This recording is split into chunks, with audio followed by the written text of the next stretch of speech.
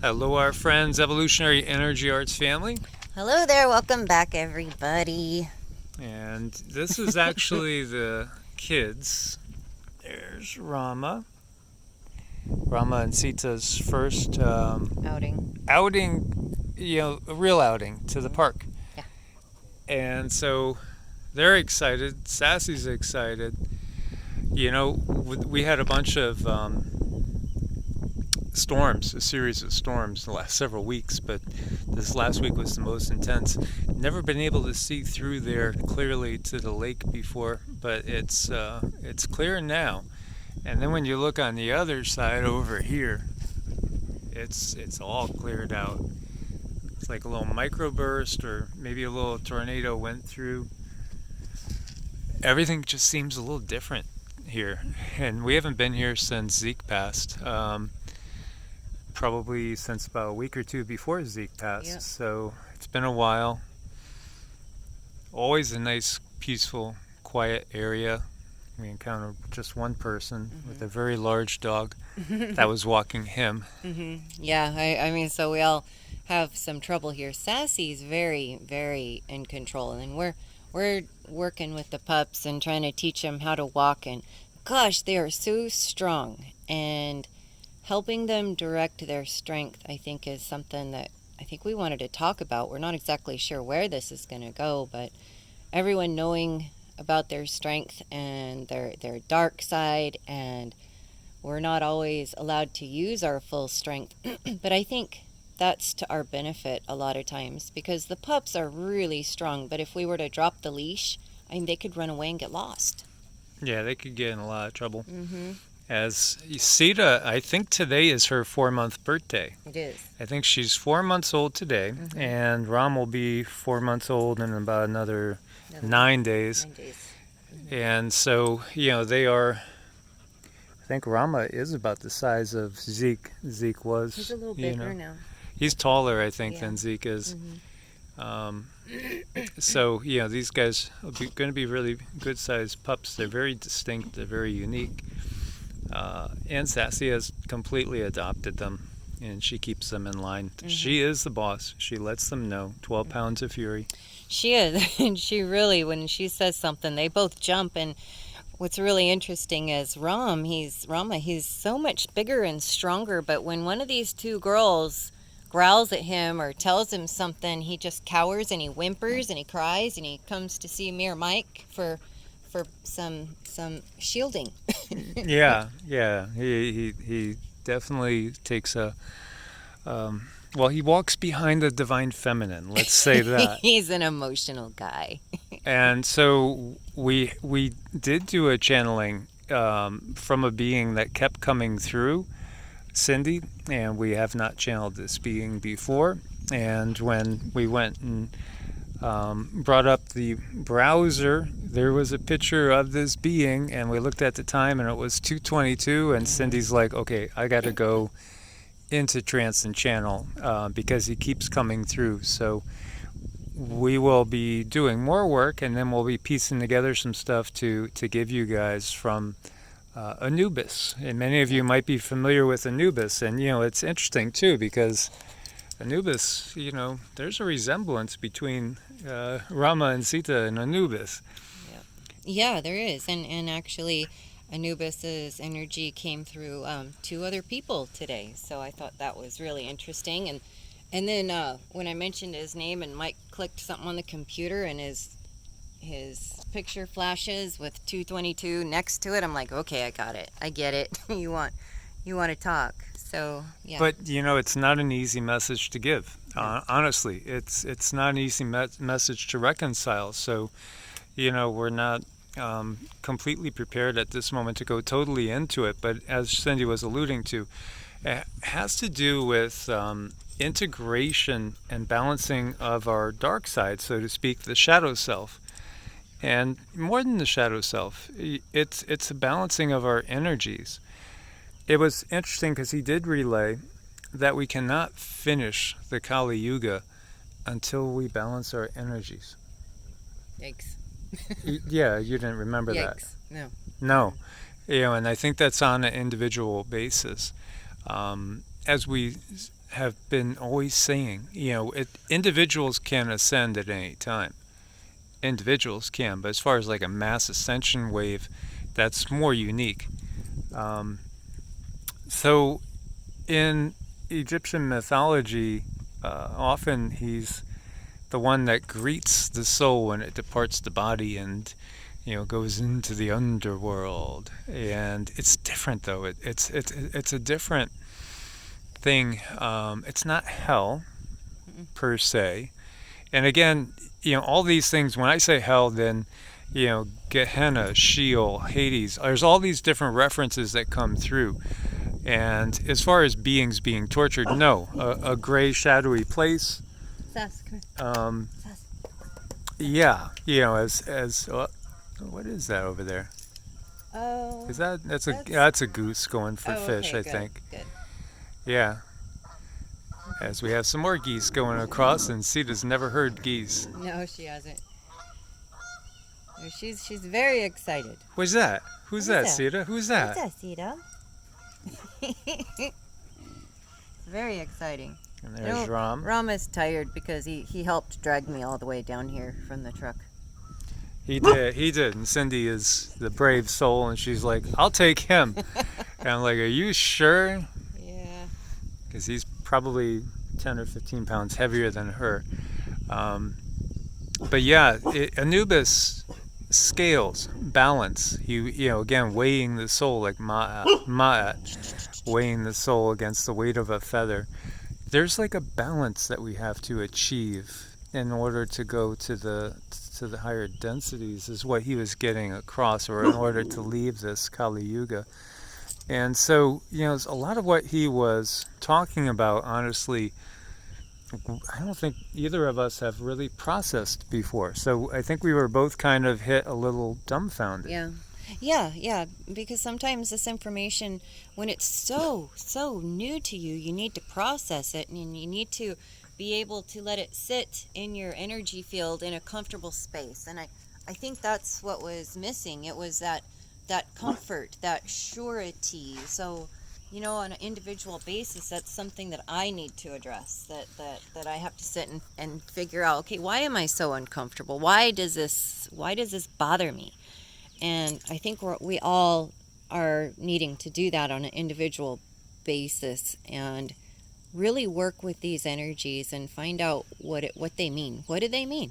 They have a purpose. Every single one has a great purpose. Yeah, most definitely. There's a purpose to everything, and there's many different aspects to the self as well. Interesting. Interesting. Again, we'll give you guys more info as we kind of integrate it, because it really was something that, again, to us, it felt very, very different, unfamiliar. And we have, in case you've missed it and haven't seen all of our shows, we have channeled Aset, Isis, many times, and she is a regular guide. And we've also channeled Thoth, God of Wisdom, Tehute. And, again, I've worked with Thoth many, many years ago, decades ago, in different guided meditations, rituals, connected, and it really has helped me to see things and to really know things. But this Anubis energy was something a little different, and it's just interesting. And at the same time, very, very, very powerful and poignant and purposeful. And what we did get from him is that this battle that's going on is really on many different densities. And when we asked him what density he was on, we got 5th. And yet he is preparing for a battle, so to speak, with the dark forces, even though in some ways he is a dark force. But he's not that type of dark force. He's an organic dark force, so to speak, as opposed to the inorganic AI, Borg, Draco, reptilian collective. Yeah, I think that's where the question got interesting is, his energy, is an organic energy, and I think it's about finding that organic place about ourselves. Where does this come from? What does it belong to? Because it all has so much great purpose. It's for our survival a lot of times. The way we react that might be perceived wrong or distant or inappropriate, you know. Absolutely. And so this battle is really raging even on the higher densities. Mm-hmm. It truly is. This is a multi-dimensional battle, and it's not just taking place on Earth. It's taking place in many different locations. Truly, you could think of it as a Star Wars in a multi-dimensional aspect. Mm-hmm. It's pretty wild to think about how big this actually is. And there are beings of our myths and legends that are very real. These are absolutely real beings. One of the things he did share, though, is that these real beings have, in many cases, stories attached to them that are not real. And in many cases, the controllers have given us stories in order that we cannot connect on an intuitive level with the real essence of these beings. Mm-hmm. And I thought that was very interesting, because right off the bat, if you think Jesus, many people are going to just automatically picture Jesus on the cross. And what we've gotten is that never happened. Mm-mm. That never even happened. So by giving us that, and it's something that didn't happen, it doesn't give you the true essence of his mission. It really disconnects us from who he was and what he was really trying to teach, which again was all about ascension mysteries, the heart chakra, moving out of the Kali Yuga, moving into basically the Bronze Age, heading our way up to silver and gold. He was all about giving us instructions on how to achieve these things. And it wasn't about a blood sacrifice, but by giving us the picture of him on the cross and giving us myths, too, of other beings that are not accurate, they totally disconnect ourselves from these archetypal figures, these energies that really can, if we were to simply meditate on them and let them speak to us, they would speak to us. They would speak to us and share their stories with us. And that's basically what we do in meditation. Mm-hmm. Oh yeah, that's exactly what we do. We sit with the emotions, we understand what they are, we let them come through us and let them ask questions. That's a form of processing. And I know sometimes I've been asked about processing, like exactly what do I do? How do I process? How do I process my emotions? Because I feel our emotions are actual entities that are inside of us that wish to be heard. And sometimes they kind of bother us until we hear them. And after we hear them, they will go away. And one thing I tell people to do is, if there's something going on in your mind and it just will not stop, write it down. Write it down on a sheet of paper. You can burn it, you can tear it up, you can do what you will with it, but write it down. And even if you can't make sense of it in that moment, it's okay, because you've given it acknowledgement. Now it'll start to process through your belief system, through all of your pores, every cell of your body. This information is going to get processed now because you gave it your attention. So that's one of the ways that I tell people how to process. And there's really not any way that's actually A, B, C. It's more about simply acknowledging and then letting it sit with you until you have that aha moment that's needed. Absolutely. So I found it fascinating that these mythological, quote-unquote, beings, as we've encountered, one after another, they're extremely real. But they're not the stories that we've been told. And that, of course, then makes sense when we think about it. Well, who's telling us the stories? Well, the history books, the legends, the myths of the controllers. Mm-hmm. And so they've disconnected us from these true, real beings that really, for the most part, most of these beings just want to help us. Mm-hmm. Because, they understand source, God with the big G, and the higher purpose, and how we should all be able to have our free will and to, discover things at our own pace and be true to ourselves. Mm-hmm. So, Yeah, the battle rages, and so many beings, even some that might be beings that we perceive as dark, like Anubis, are actually fighting for us on the higher densities.